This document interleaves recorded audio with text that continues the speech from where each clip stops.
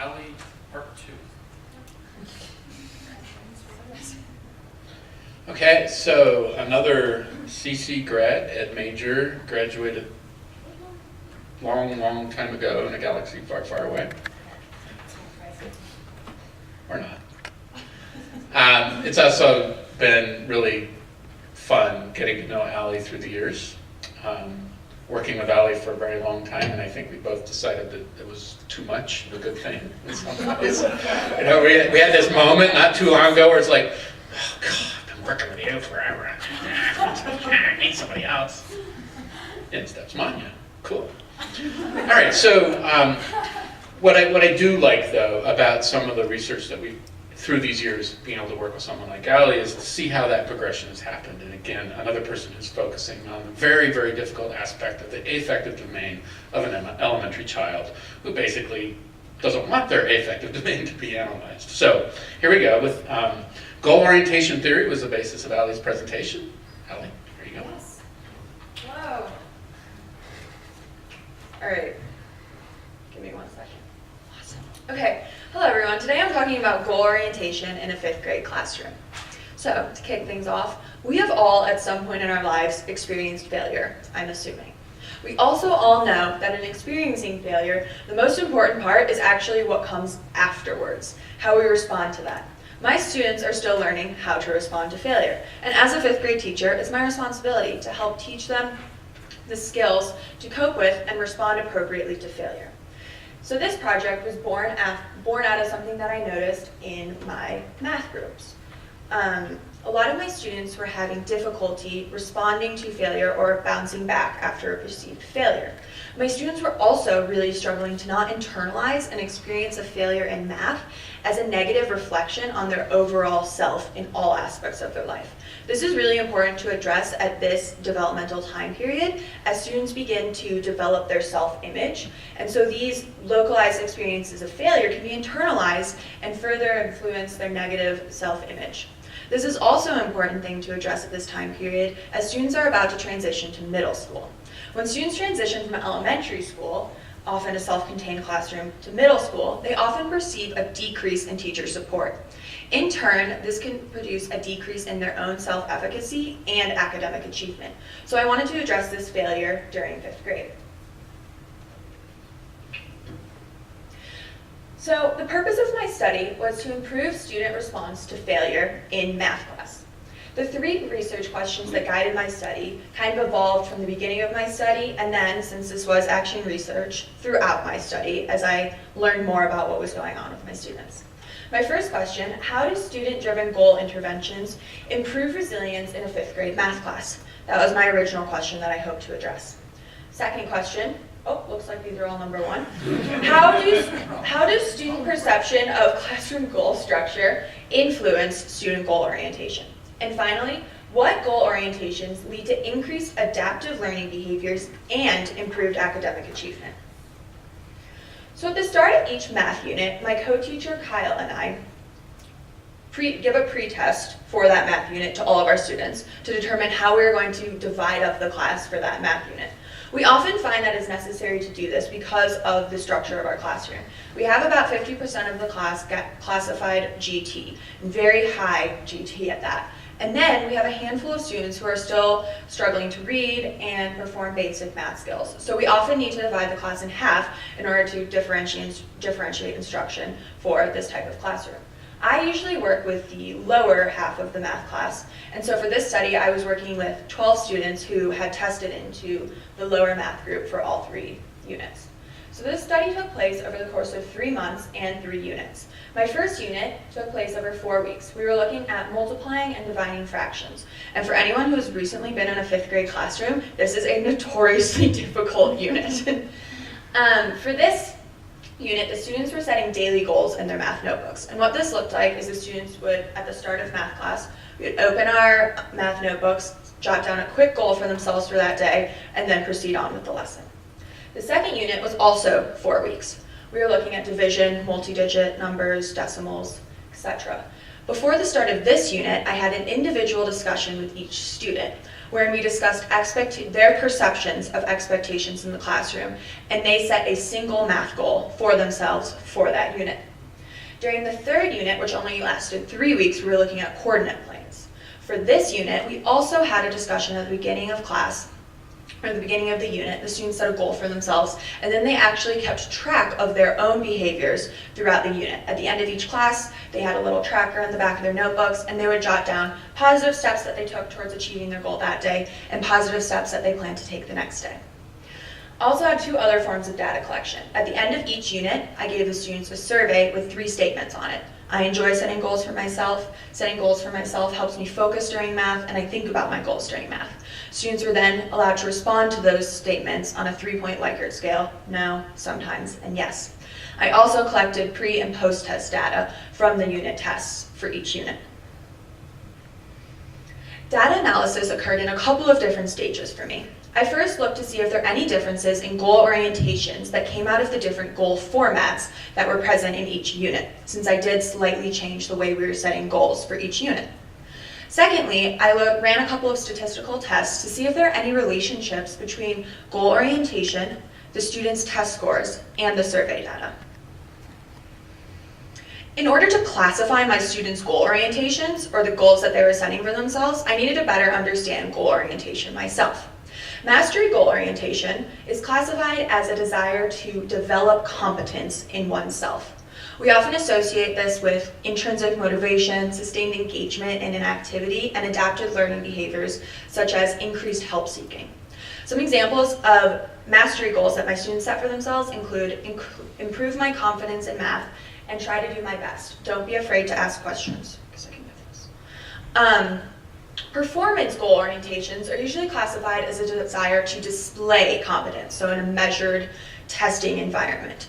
This is often, as we've seen, associated with maybe higher test scores, but also often associated with maladaptive learning behaviors, such as learned helplessness and reduced help seeking. Some examples of my students' performance goals include get a better grade in math and no talking, don't have side chats. That was a big one. I also introduced the option of combination goal orientations, which I'll be talking a lot about in a second. And so this is when students are able to incorporate both of these goal orientations inside of themselves in order to get the benefits of both of the orientations. So as I said, I first looked to see if there are any differences in goal orientation between the different goal formats. And I found that most students set combination goals during the first unit. I think this was a result of the fact that students were allowed to set more goals for themselves in general in the first unit because they were setting goals every single day. So since they were allowed to receive feedback, maybe see a formative assessment, they could change their goals to help themselves that day. And we often saw them switching between mastery-oriented goals and performance-oriented goals, depending on feedback that they'd received the day before. Students also, when we switched to a single goal, mostly set mastery-oriented goals for themselves. They also, if they set a mastery-oriented goal for themselves on the second unit, which is our first single goal unit, they often held that goal and set it again on the third unit. So that was an orientation that kind of held throughout. Mastery orientation often was seen to hold throughout, but it also had some strong relationships with the survey data. Students who set mastery-oriented goals for themselves indicated high levels of enjoyment of the goal setting. They also were more likely to score high in all 3 areas of the survey data. So students who set mastery-oriented goals enjoyed goal setting, used the goals to focus during math, and indicated that the goals helped them, or that they thought about their goals during math. Although the mastery-oriented goals showed some relationships with the survey data, combination-oriented goals proved to be most effective in producing high test scores. So if we look at this graph here, sorry if the little titles are small, first we have performance, then mastery and combination. And you can see that the combination-oriented goals were able to produce higher test scores than both the performance-oriented goals and the mastery-oriented goals. There are some other interesting findings in the relationships between test scores and survey data that kind of left out the goal orientation, but I think are still important to touch upon. So there was a strong positive correlation between enjoyment of goal setting and high test scores. So students who had high test scores often indicated that they enjoyed setting goals for themselves. There was also, interestingly, a strong negative correlation between using goals to focus during class and thinking about goals and high test scores. So students who had high test scores often indicated that they did not use the goals to focus during class and did not think about their goals when they were in class. So as we saw, combination goals led to the highest test scores, more so than performance goals, which is what I think we often associate high academic success with. This is consistent actually with a body of evidence that supports the use of combination goals inside of classrooms. Mastery-oriented goals are associated with positive or adaptive learning behaviors, and performance goals are often associated with high achievement. So what I saw in my students was that students who were setting strictly mastery-oriented goals were almost too complacent with failure, which sounds like a weird thing to say, but if they experience a setback, they're almost like, okay, I'll get them next time. Whereas the students who set only performance-oriented goals responded very negatively to failure and let it derail the rest of their lessons. When the students were able to combine these goals in the context of this math class, they were ultimately able to achieve the highest academic success. There was also an interesting finding that I'm still kind of testing out and was discussing with Mania yesterday, wherein enjoyment may be acting as a mediating variable between mastery goals and test scores, in that mastery goals did not lead directly to high test scores, but mastery goals led to, or high mastery goals led to high levels of enjoyment of goal setting, and high levels of enjoyment led to high test scores. And so I'd like to further look into the relationship that enjoyment can have between mastery goal orientation and test scores.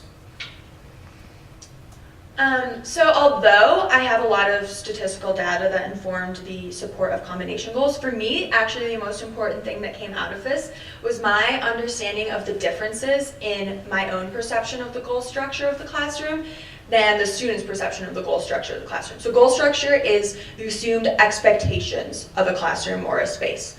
And so Kyle and I, my co-teacher, often think that we are, as many teachers I think, supporting a really mastery-oriented growth mindset classroom. And I assumed that all of the students would have bought into that as well. And they know a lot of the buzzwords, and they could obviously set mastery-oriented goals for themselves that promoted growth. When I sat down and talked to them about what they thought my and Kyle's expectations were for them in this classroom, a lot of them said, oh, just to not talk when the teacher's talking, or always respect whoever is talking.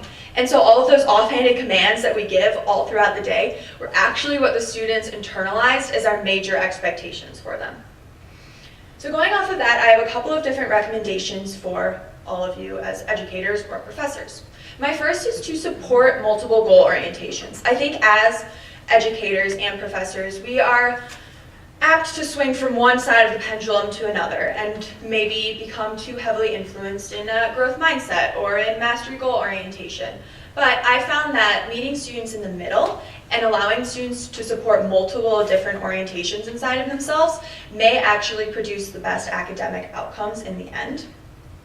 Also, take a second and talk to your students about what they think your expectations for them are, because they may be completely misaligned with what you think, and then together you can decide how to bridge that gap. Secondly, as a late elementary teacher, which I know a couple of us are, or a middle school teacher, help ease that transition between elementary school to middle school, wherein students may perceive this decrease in teacher support or a decrease in a mastery-oriented classroom. So in late elementary school, help to support some of those performance-oriented goals or help students get independence. And in middle school, help provide some of that one-on-one support and a mastery-oriented classroom. Any questions? Jed? Maybe you did this already, but what was that combination goal? Like, what was an example of that? Oh, well, so combination goals for me looked like when students, there wasn't one example of a single combination goal, because single goals were typically either mastery-oriented or performance-oriented. For me, what I coded as combination goals was when students were one day able to say, improve my confidence in math today, and then the next day maybe like listen and respect the teacher and work on my test. So they were able to switch between those orientations in order to gain success in the classroom. Yeah, Savannah. My question is, so next year I'm teaching 6th grade, and Yeah. so now I'm having 5th graders in 6th grade. My question is this something that we should implement like as soon as they come into the classroom? Like, is that something they should incorporate into their notebooks? And you answered my question about combination goals.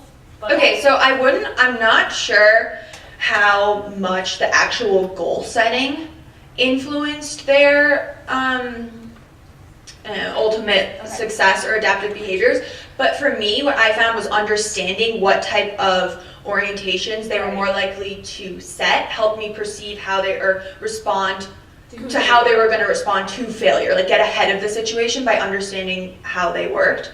So I know like this is a common theme, but like get to know your students and anticipate how they're going to respond to failure. And also like your presentation worked on is that one-on-one support can be so crucial in that first transition year into middle school. Thank you. Yeah. Yeah. So correct me if I'm wrong, but it seemed like you were looking at achievement and how these goal orientations were related to achievement, but were you also measuring growth based on the different goal orientations? Yes, I did also measure growth. I ended up dropping that for this presentation, but typically the students that had high post-test scores also showed higher levels of growth. So combination supported high post-test scores and high levels of growth. Significant in both of those. Okay.